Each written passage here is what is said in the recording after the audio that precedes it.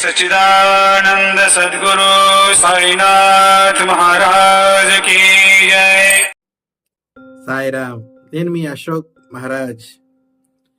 బాబా సచ్చరిత్ర చదివిన వాళ్ళందరికీ కూడా మళ్ళీ గుర్తు చేసేదానికి ఈ వీడియో. ఇది 1917లో జరిగినటువంటి సంఘటన. దీనికి ప్రత్యక్ష సాక్షి మన జ్యోతింద్ర తార్కాడు. అప్పుడు 1917లో జనరల్గా అప్పట్లో ఎక్కువ మంది వచ్చేసి బాబా వచ్చేసి ముస్లిమా, బాబా వచ్చేసి హిందువా, ఈ చర్చ జరుగుతూ ఉంది. అది బాబా దాకా చేరలేదు కానీ భక్తుల మధ్యన చర్చ జరుగుతుంది. దానికి ముందు కూడా బాబాని చాలా మంది ప్రశ్నించారు. బాబా యొక్క తల్లిదండ్రుల పేరు కనుక్కోవాలని, దాని ద్వారా బాబా యొక్క మతం ఏందో తెలుసుకోవాలని, బాబా యొక్క కులం ఏందో తెలుసుకోవాలని రకరకాలుగా ప్రయత్నించారు. కానీ ప్రతిసారి బాబా దాటి వేసుకుంటూ వచ్చేవాడు. ఈ చర్చ బాగా ఎక్కువైపోయింది. 1917లో బాగా ఎక్కువైంది. భక్తుల మధ్యన ఎక్కువ మంది చర్చించడము. ఒక రకంగా చెప్పాలంటే ఈ జ్యోతింద్ర తార్కాడుకు కూడా మనసులో బాబా హిందువా ముస్లిమా అనేటువంటి ఒక డౌట్ కూడా ఉంది. దీంతో జనాలందరూ మనసులో ఈ ఆలోచన రావడము, ఇలా బాబా గురించి ఇతను హిందువా ముస్లిమా ఏం అర్థం కాక బాబాని అడిగే ధైర్యం చేయలేక ఇలాంటి పరిస్థితి. అలా ఉన్నప్పుడు ఆ 1917వ సంవత్సరము విజయదశమి రోజు ఇతను జ్యోతింద్ర వచ్చి సహజంగా మామూలుగా అతని పని ఏంటంటే ఆ యొక్క ద్వారకామాయి చుట్టూ వచ్చేసి లాంతర్లు వెలిగించి చుట్టుపక్కల అరేంజ్ చేస్తూ ఉంటాడు. ఇది తన యొక్క దినచర్య షిరిడీలో ఉంటే. ఇలా తను ఎప్పుడైతే అలా లాంతర్లు వెలిగించి ఆ లోపలంతా కూడా సెట్ చేస్తూ ఉన్నాడో అక్కడ క్రమంగా దునిలోని మంట పెరగడం మొదలెట్టింది. అది ఎవరూ పట్టించుకోలేదు. ఎవరి పని వాళ్ళు చేసుకుంటూ ఉన్నారు, వచ్చేవాళ్ళు వస్తున్నారు, పోతూ ఉన్నారు. ఈ యొక్క దునిలోని మంట అగ్ని ఏదైతే ఉందో క్రమక్రమంగా పెరిగిపోతూ వస్తూ ఉంది. ఇది పెరిగే కొద్దీ బాబాలో మార్పు వస్తూ ఉంది. బాబాలో ఆవేశం పెరిగిపోతూ ఉంది. ఎప్పుడైతే ఈ మంట సామాన్య స్థితి నుంచి అతి సామాన్య స్థితికి భయంకరంగా పెరిగిపోయి ఎక్కడ ద్వారకామాయి తగలబడిపోతుందన్నంతగా ఆ యొక్క ద్వారకామాయి యొక్క స్లాబ్ ఏదైతే ఉంటుందో, అప్పట్లో చెక్కలతో కదా మధ్యలో సూర్యులు వేస్తారు, అవి తగలబడిపోయేంత పరిస్థితికి ఎదిగిపోతూ ఉండేటప్పటికి అప్పుడు జనాలు గమనించరు. ఎందుకంటే లోపల ఉన్నటువంటి ఆ మంట వెలుతురు ఎంత భయంకరంగా ఉందంటే ద్వారకామాయి బయటికి కూడా ఆ వెలుతురు వస్తూ ఉంది. అంతగా మండిపోతూ ఉంది ఆ యొక్క ధుని. అదేవిధంగా ఈయన కూడా, మన బాబా కూడా వచ్చేసి రేజ్ అయిపోతూ ఉన్నాడు. కోపం పెరిగిపోతూ ఉంది, ఆవేశం ఎక్కువైపోతూ ఉంది. దీనిలో కాసేపటికంతా బాబా లేచి తన కూర్చున్న స్థలం నుంచి లేచి మంట ఎదురుకుండా వచ్చి నిలబడ్డాడు. మంట విపరీతంగా మండుతూ ఉంది. ఈయన విపరీతమైన ఆవేశంలో ఉన్నాడు. తన తలపా తీసి ఆ మంటలో ఇసిరి కొట్టాడు. ఇప్పుడు నిప్పుని మండుతున్నటువంటి ఆ మంటల్లో ఏదైనా వస్తువుని లాగి కొడితే ఏమవుతుంది, బక్కుమని ఆ యొక్క నిప్పు కణాలు అటు విరజలుతాయి కదా. సో అదేవిధంగా ఇక్కడ బక్కుమని విరజలింది ఆ తలపాన్ని తీసి దాంట్లో కొట్టంగానే. ఇంకా కోపంగా అరుస్తూ ఉన్నాడు, ఇదేదో మాట్లాడుతూ ఉన్నాడు. తన కఫ్రీని కూడా తీసి ఆ మంటల్లో వేసాడు. ఇంకా లాస్ట్కి తన కట్టుకున్నటువంటి లంగోటాన్ని కూడా తను విప్పి మంటల్లో ఇసిరి కొట్టాడు. మంటలు ఇంకా విపరీతంగా పెరిగిపోతూ ఉన్నాయి. పూర్తి నగ్నంగా నిలబడుకున్నాడు. కానీ విచిత్రం చూడండి, అంతటి మంటలు బాబా కోపం ఎంత కోపానికి తార్కాడు చెప్తాడు, సూర్యుడి ముందర మంట మన ప్రమిద వెలిగించినట్టు బాబా తేజస్సు ముందర అంత భయంకరంగా మండుతున్న మంట కూడా చిన్నదిగా కనిపించిందంట. బాబా శరీరం అంతా కూడా వచ్చేసి కాంతితో నిండిపోయి ప్రకాశిస్తూ ఉందంట. బాబా శరీరము కాంతితో. బాబా అరుస్తూ ఉన్నాడు, ఇప్పుడు చూడండి రా నేను హిందువా ముస్లిమా అనేసి అని బాబా అరుస్తూ ఉన్నాడు. ఇంత చేసినా ఏం చేసినా మీకు ఇంకా బుద్ధి రాలేదా, మొత్తం కులం అని కొట్టుకుంటా ఉన్నారు, ఇంకా భేదాభిప్రాయాల్లో ఉన్నారని బాబా రకరకాలుగా తిడుతూ ఉన్నాడు.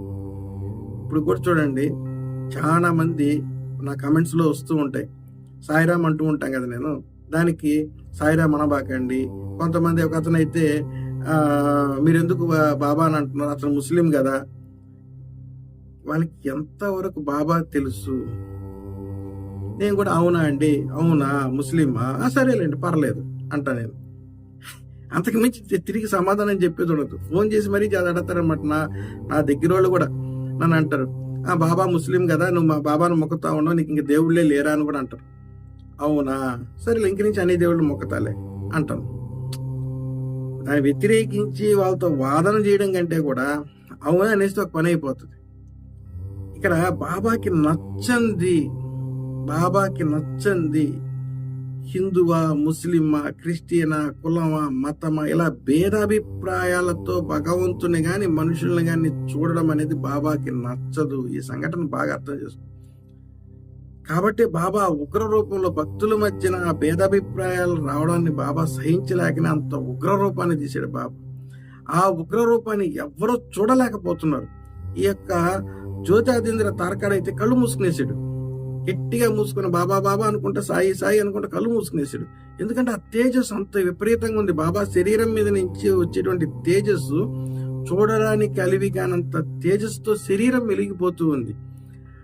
ఆ జ్యోతి ఏదైతే ఉందో, ఆ నిప్పు కణాలు ఏవైతే ఉన్నాయో అవి కూడా చిన్నపోయినాయి బాబా యొక్క తేజస్సుతో. ఆయన దగ్గరికి ఎవరు పోలేకపోతున్నారు. బాబా దగ్గరికి ఎవరు ధైర్యం చేసి ముందుకు పోలేకపోతున్నారు. బాగోజీ షిండే మాత్రము ఎలా ఒకలా ధైర్యం చేసి నిదానంగా బాబా దగ్గరికి వెళ్ళి ఒక కొత్త లంగోటి తీసుకొని బాబాకి నడుంకు చుట్టాడు. చుట్టి ఎప్పుడైతే బాబాకి నడుంకు చుట్టి కాసేపటికంతా బాబా నిదానించి కాస్త కోపం అంతా తగ్గిన తర్వాత బాబా సటకాన్ని తీసుకొని ఆ యొక్క తునికాడికి వెళ్ళి, అప్పటికి అది మండుతూనే ఉంది, ప్రియతమైనటువంటి అసాధారణంగా వెలుగుతూ ఉంది. ఆ దునికాడికి వెళ్ళి తగ్గు తగ్గు అనేసి ఆ సటకాతో నేల మీద కొట్టడం మొదలెట్టాడు. ఎప్పుడైతే బాబా తగ్గు తగ్గు అంటున్నాడో, విచిత్రంగా బాబాకి మాట చెప్తే అది ఎట్లా అంటే ఒక కోపంతో ఉన్నవాడిని మనం తగ్గురా ఎందుకు అంత కోపడబాకరా అని చెప్పి మనం ఏదైతే సంజాయిస్తే తన కోపం ఎలా తగ్గిపోతుందో ఆ విధంగా బాబా ఒక్కొక్కసారి సటకాతో నేల మీద కొడుతూ తగ్గు అనేటప్పుడంతా ఆ యొక్క అగ్ని జ్వాలలు కొంచెం కొంచెంగా తగ్గుతూ వస్తున్నాయి. క్రమంగా అది తన యొక్క సాధారణమైన స్థితికి వచ్చేసింది. అప్పుడు జనాలందరూ ఊపిరి పీల్చుకున్నారు. మన జీవితంలో కూడా భేదాభిప్రాయాలు భగవంతుడి దగ్గర చూపించడము బాబాకి నచ్చదు. ఈ విషయాన్ని గుర్తుపెట్టుకోండి. భగవంతుడు ఒక్కడే. భగవంతుడు అనుగ్రహాన్ని పొందడానికి ప్రయత్నం చేయాలి కానీ భగవంతుడిలోని వర్గాల్ని వెతకడానికి ప్రయత్నం చేయకూడదు. ఇది అర్థం చేసుకోండి. మీ జీవితంలో కూడా ఏదైనా అద్భుతమైనటువంటి భగవంతుడి లీలలు కానీ జరిగినట్టు మీకు గుర్తుంటే మా వాట్సాప్కి వాయిస్ మెసేజ్ ద్వారా పంపించండి. 10 మందికి తెలియజేసే ప్రయత్నం చేద్దాం మనం అందరము. ఎప్పుడైతే ఏవేవో షేర్ చేస్తుంటాం, ఏవేవో మనం మాట్లాడుకుంటూ ఉంటాము, భగవంతుడి యొక్క లీలల్ని 10 మందికి మనం పంచగలిగిన దానికి సాక్ష్యంగా నిలబడినప్పుడు, ఈరోజు ఈ తార్కాడు నిలబడినట్టుగా ఆ రోజు బాబా సచ్చరిత్రలో అనేక మంది మహానుభావులు నిలబడినట్టుగా సాక్ష్యంగా మనం నిలబడినప్పుడు భగవంతుడి యొక్క అనుగ్రహం మరిన్ని వస్తుంది. మరి చాలా మందికి అందరికీ భగవంతుడి యొక్క అనుగ్రహం వస్తూ ఉంది. భగవంతుడి యొక్క లీలలు జరుగుతూ ఉన్నాయి. కానీ దాన్ని సరిగ్గా గుర్తించలేకపోతూ ఉన్నాము. ఎప్పుడైతే భగవంతుడి యొక్క లీలల గురించి చర్చించుకుంటామో, భగవంతుడి యొక్క లీలల్ని గుర్తిస్తామో, మొదలు పెడతాము, మరిన్ని అనుగ్రహాలు, మరిన్ని లీలలు జరిగేదానికి అవకాశం ఉంది. భగవంతుడి యొక్క భక్తి బలపడడానికి అవకాశం ఉంది. భగవంతుడి యొక్క మార్గంలో నడవడానికి అవకాశం ఉంది. మోక్ష మార్గానికి చేరడానికి కూడా అవకాశం ఉంది. వీడియోకి నచ్చినట్లయితే లైక్ చేయండి. మన భక్తులందరికీ మన ఛానల్ని సబ్స్క్రైబ్ చేసుకోమని చెప్పండి. సర్వే జన సుఖినో భవంతు. సర్వత్రా శుభం కలగాలని కోరుకుంటూ సాయిరామ్.